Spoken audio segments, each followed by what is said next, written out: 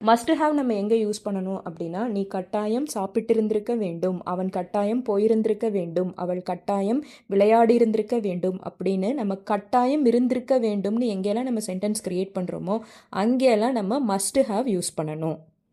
அப்போது இந்த must have use பண்ணுறதுக்கான formula subject plus must have plus V3 form of verb. அப்போ இந்த V3 ஃபார்ம் அப்படிங்கிறது past participle form of verb.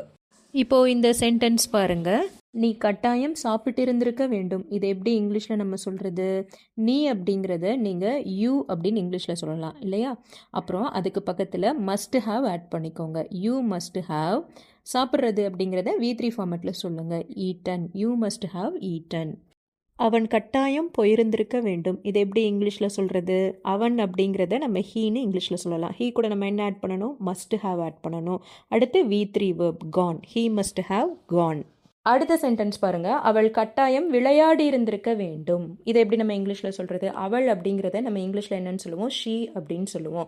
She கூட நம்ம என்ன போடணும்? மஸ்ட் ஹாவ் போடணும். So she must have. விளையாடுறத நம்ம V3 ஃபார்மில் எப்படி சொல்லலாம்? பிளேட் அப்படின்னு சொல்லலாம். She must have plate. அவள் கட்டாயம் விளையாடி இருந்திருக்க வேண்டும். She must have blade. இப்போ நான் உங்ககிட்ட ஒரு கொஸ்டின் கேட்குறேன். அதுக்கு காமெண்ட் பாக்ஸில் ஆன்சர் பண்ணுங்கள். அவள் கட்டாயம் எழுதி இருக்க வேண்டும். இது எப்படி நம்ம இங்கிலீஷில் சொல்கிறது?